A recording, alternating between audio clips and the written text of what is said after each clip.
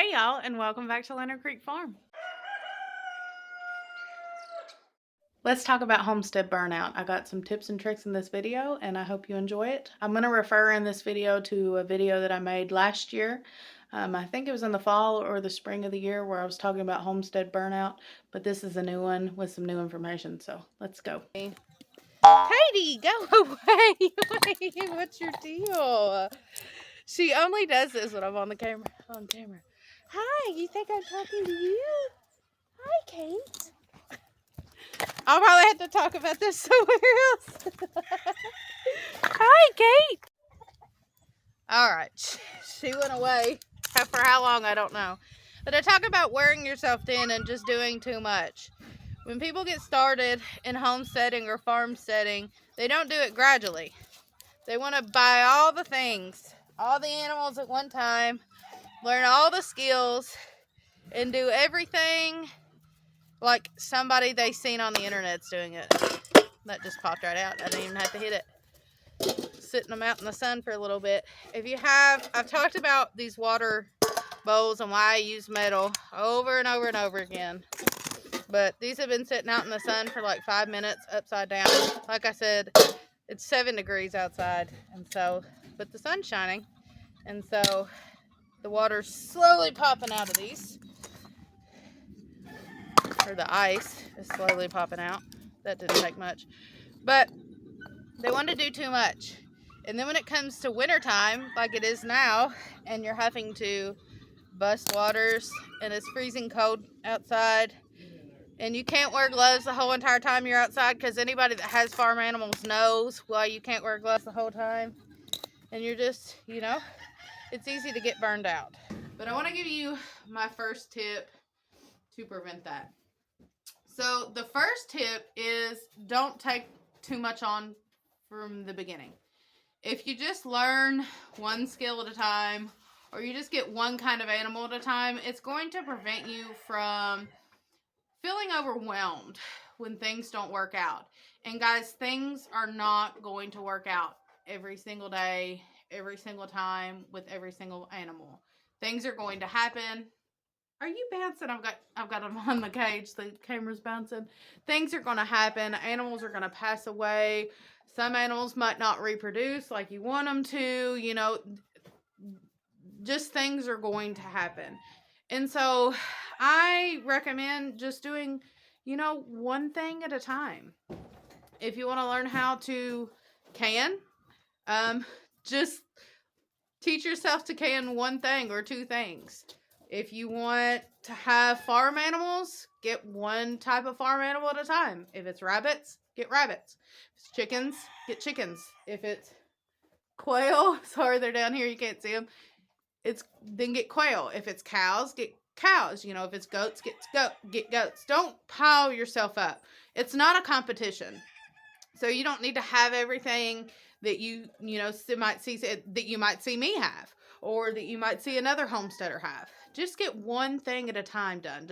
Just be proficient in one thing, and then you can move on to the next. The second tip that goes right along with that, if a specific animal on the farm becomes overwhelming, get rid of it. We've had ducks, cows, horses, goats, rabbits, quail, chickens, and livestock guardian dogs and hunting dogs on this farm. And as of right now, we have rabbits, quail, chicken, livestock guardian dogs, and hunting dogs. That's all we have. 2 years ago, Katie quit. She is being just mean today, just a troublemaker.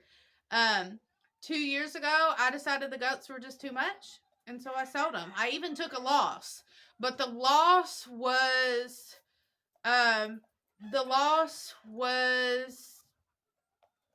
what's the word I'm looking for?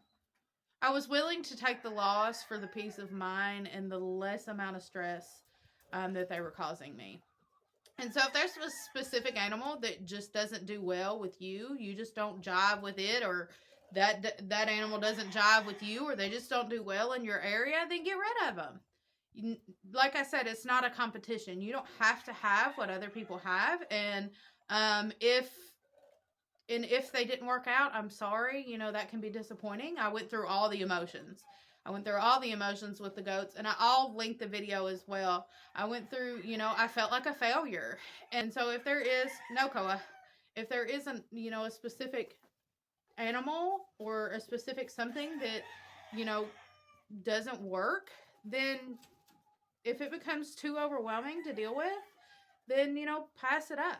And if you want to come back to that, then, you know, come back to it later on. But it's not worth the stress of having to, you know, having to have them. My third tip for not burning out is not overwhelming yourself. So as you can see, these are kind of water falling on top of each other.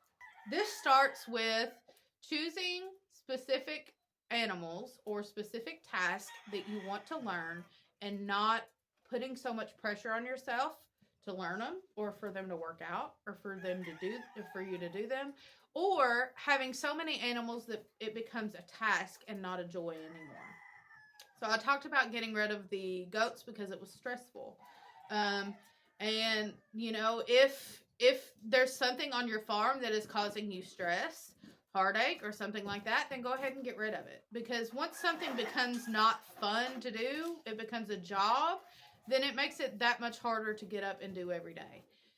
We have set our limits on, you know, specific animals, specific things that we have on the farm. We don't allow ourselves to get so many of them that it becomes overwhelming or hard for us to do, or it feels like a job. When we get up every day, this is our full-time job here. This is what we do full time. We're happy to get up.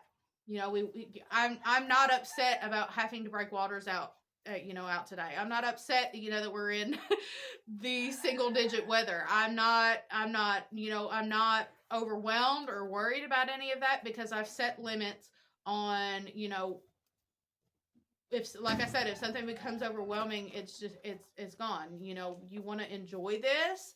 And so if I have a rabbitry full of rabbits and I've got, you know, 100 rabbits and that's overwhelming to me, then, you know, I need to cut back. I need to set limits. And the best way to do that is to go ahead and know what your limits are from the very beginning. Know that you can't have that many because it's going to become overwhelmed. My husband's flirting with me in the background because it becomes overwhelming. And you know, if you work out in the public and a job becomes overwhelming every single day, you're waking up and you're like, gosh, I don't want to go in. That's going to be, you know, it's not going to be fun. So keep your homestead, your farmstead, your farm light and fun. Make it something that you really want to go out and do. All right, right along with all of those, like I said, it's a waterfall effect. Choose specific animals that meet your needs. I said before, I'll say it again in this video, it's not a competition. Just because that specific animal works out for somebody else doesn't mean that it's going to work out for you. So pick specific animals that meet your needs. And, you know, that seems so simple, but when we see somebody have something, we're like, oh, cool, I need it, you know? Especially, at least if you're a farmer, it's especially as a woman farmer, I feel like I see other people with things and I'm like, oh, I'd love to have that, but I know my limits. And if I don't know my limits, my husband knows them and he's like, no, ma'am, you don't. But pick specific animals that meet your needs. So all of the animals we have on the farm right now, like I said, we have rabbits, quail, livestock guardian dogs, hound dogs, and what did I say? Chickens. On the farm right now. All those specific animals meet our needs. So, like I said, we farm full time. So we make our income off of the farm along with raising and producing food from the farm. So we have rabbits, meat rabbits. We have quail for meat, chickens, meat. We also have a specific strand of breed of chickens, and I've talked about it on different videos. My husband has chickens that bring in the bulk of our income. They're exotic birds. Bring in the bulk of our income. But just pick specific animals that meet your needs. Right now, a dairy cow's not in the card for us. We don't have enough land.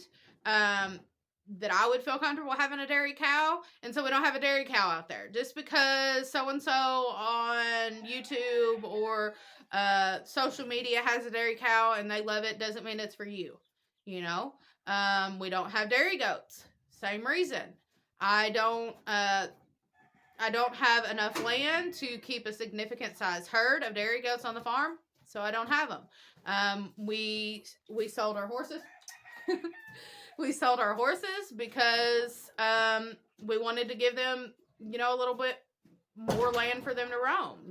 We had plenty of room for horses, but in order for us to get another animal, actually the chickens that we have now, the exotic birds take up the area, a whole paddock that one of our horses had, and we've got, we can have a couple hundred birds to the amount of one horse. So you gotta pick animals that meet your needs.